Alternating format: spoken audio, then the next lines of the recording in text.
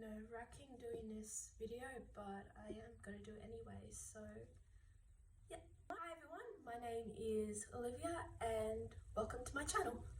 So I am going to be talking about something important, and some of you may have this, and that's great. And so I'm going to be basically showing you my story about what have I experienced in my life so far.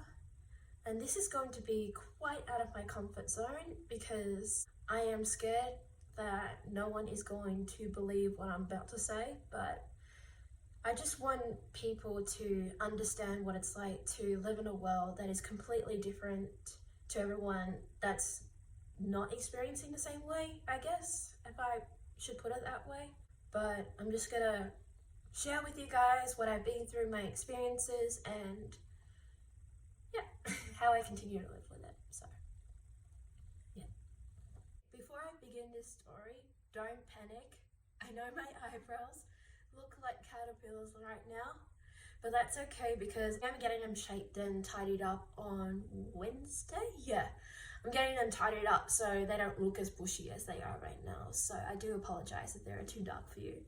So I'm about to share my story, but I'm kind of nervous that no one is gonna really believe in my story, but this is something that I have been through my whole entire life. So this is why I'm sharing it with you guys, and hopefully you guys sort of learn out of it, understand it, and just try your best. Yeah. And I'm gonna try my best explain the whole thing.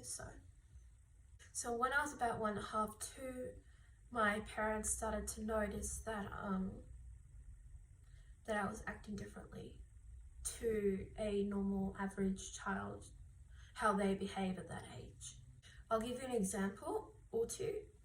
I was staring at inanimate objects that I found fascinating, like I wasn't doing anything, like I was not showing emotion, I was just looking at it like that. And I had no idea, but that's what they saw. They saw me just staring at an object like that for a certain period of time. I was also rocking side to side or up and down, those kind of things. I was sort of like out of the place. And then by the time I was 3 years old, my parents took me to a specialist team where they said to them, your child has autism. And so at the age of 3, I was diagnosed with autism spectrum disorder, or ASD for short. So what autism is, I don't know the exact definition, but I'll just give it to you. It's a sensory/developmental disability that affects your senses and how you perceive information to other people. Like, I'll give you an example of my experience. I process information differently. Like when somebody talks to me, when they give me a task, sometimes it would take me a while to process that. I sometimes am a little bit sensory when it comes to noisy environments. Like it makes me feel so tense when I'm in a noisy environment, and it's sometimes uncomfortable for me. But if you were talking about like a place with games or all that stuff, like bowling and all that stuff, that's fun. I'm not scared of that.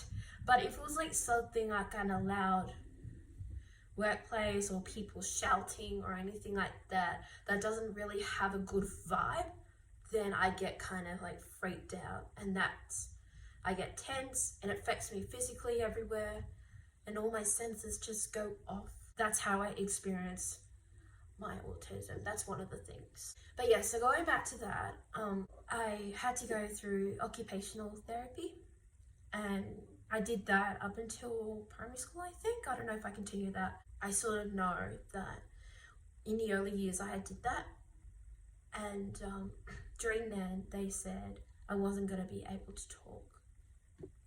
Well, look at me now, I'm speaking and I don't shut up, and I probably never will in my house. I also had to go through speech therapy from then up until I was 12 years old, because from when I was first diagnosed up until I was 5, I was non-verbal. I had non-verbal autism.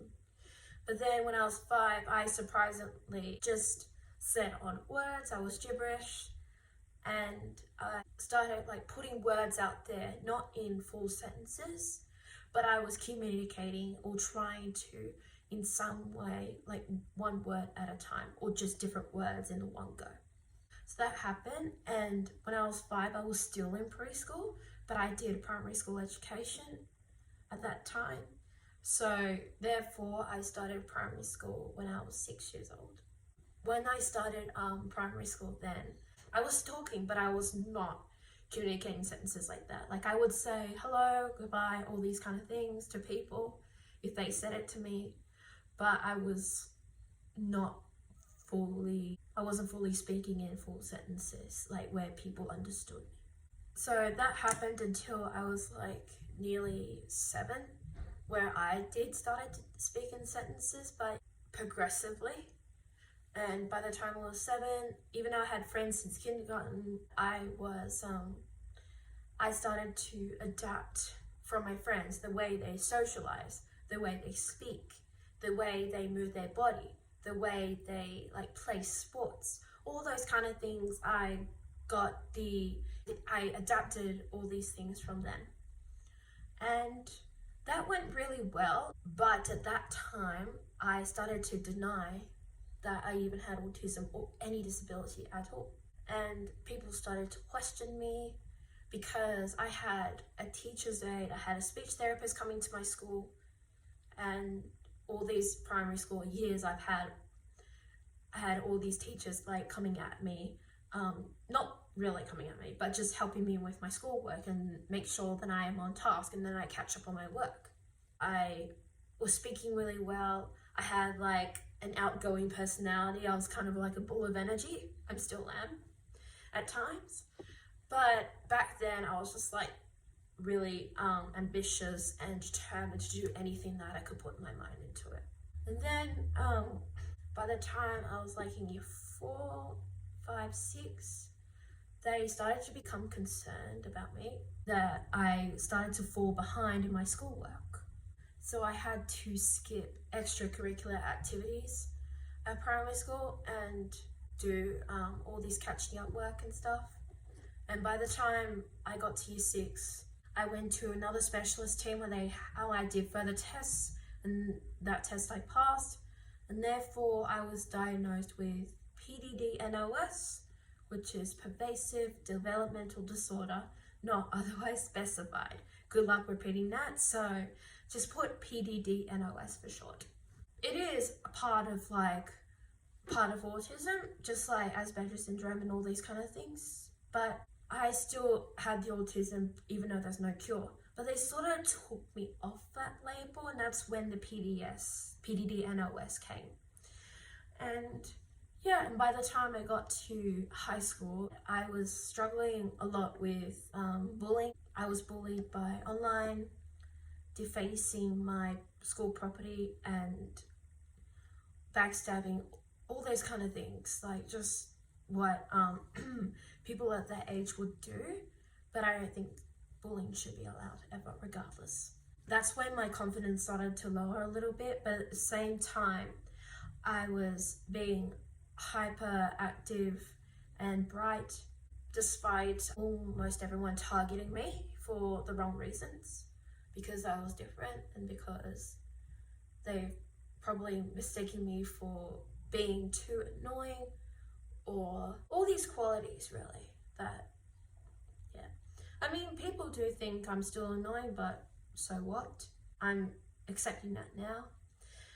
But then at the end of high school, I started to admit the fact that I had autism.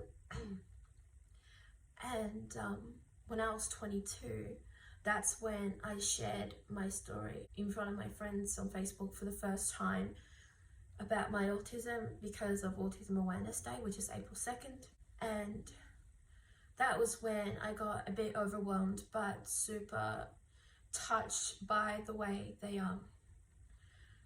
shared their positive comments. That was the most, so I feel emotion coming up, but yeah.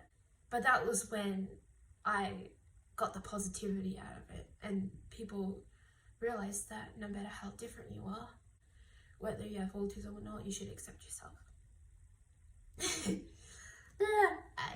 I'm still comfortable to talk about this, don't worry. But then once I started to embrace myself, everything just went normal. Like, I didn't have to stress that much. I still paid attention to the way I behave, and I still have struggles. Like, I struggle with like concentration. That has been ongoing. Like, my concentration wasn't as good as everyone else, and it still isn't, but I try my best to keep it up. Like, it will take me about 5-10 minutes just to figure out an answer to one question. But in saying that, even though my autism is unrecognizable, I still have it. Like, it doesn't mean that it's gonna be cured. I mean, you can adapt things like I did and sort of like lower your spectrum in some way. Like, there's no way it's gonna be like cured like scientifically, but mentally, if you wanna do something, and if you're struggling like myself, maybe not as much, then you can do anything if you put your mind into it. And yeah, but then this is another diagnosis, but it does come hand in hand with autism sometimes. But in late 2018, I was mentally struggling. Like, it was because of all this post-trauma from the cyberbullying, and everything negative just happened in school. Like, and sometimes in like the social media world, I stopped posting so much because I thought I was getting annoying. There's too many judgmental things going on. And that was when I was diagnosed with anxiety and slight depression. But I am doing okay with the depression part now. But with the anxiety, it's still ongoing. And I am seeing a psychologist, and she is an amazing psychologist. In fact, she said that since I first went into the appointment up until now, that I have progressed. Like, I felt comfortable talking about myself now than compared to when I first given the anxiety diagnosis, I guess. Even though autism sometimes brings out anxiety in you for all the sensory issues, this was a separate diagnosis. That was because of my mental health, and it was because of my well-being, and that affected me physically and mentally. Like, I struggled so much, and honestly, I can say how I am now. I feel so much better. It is overwhelming still to know that there's something positive in me, but I feel so much better. I feel a little bit confident now about myself. I feel happy. I still have struggles, as I said, but I finally have developed trust in more people than I did those many years ago. And yeah, even though like I can be a little bit shy, I mean, I was a bit shy when I was like in preschool years, but even though I can be a little bit shy but also outgoing, it's like two things mixed together don't really combine. But I'm just happy with who I am, and I think the best thing for anyone to do is just to embrace yourself. The note that I have taken for myself is to not hide everything about yourself. Just trust yourself, and to, if you are struggling with mental health or anything really, go and see someone. Like, I have seen psychologists, and I have seen like school counselors. It's worth just trying out, just give it a go. There's no need to hide back or back away from expressing yourself. Like, you have this all freedom to yourself. Like, try new things. Like I always do. I always had to try new things and face every challenge. It just helps you grow. Because if you hide it more, things just gotta get worse out of you. That's from my opinion. I don't expect anyone to agree on that, but I'm just saying, just be you and have your own freedom. and be surrounded by people you love, your family, your friends. It's better to have a small amount than to be so popular. And that's what I command myself, so I'm happy. So that's kind of my story. I mean, there is more to it than what I've said, but I didn't want to go into too much detail because I do have great attention to have detail. I think that's part of my autism, having that detail, because this may sound general, but I think everyone, regardless of any disability or anything, or any mental health, everyone is a genius. Like, no one is stupid. Everyone's smart in their own different ways. There's different types of smarts, so there you go. So I do apologize if some sentences didn't quite make any sense or anything like that. I was just being myself. Just recently, I wasn't really confident to even make this video, but I feel like I've got a chance, and this is just who I am. So I'm really thankful that I'm doing this, and I hope this sends out a message to anyone, really. Like, even if it's just one person, then that would be amazing. So if I'm going to continue this YouTube channel, I don't know what I should do. I mean, I'm not just going to talk about disability awareness or mental health awareness. I don't know what you guys think. I want to do some vlogs, or actually, I have some footages from my travel vlogs and vlogs from my recent birthday, so I probably would put that up. So regardless of some words that didn't really make sense, I really hope you enjoyed this video. Don't forget to like and subscribe, and stay tuned for my next videos, I guess. But yeah, thank you for watching, and I'll sure to keep you updated whenever I can. So hope you guys are feeling great.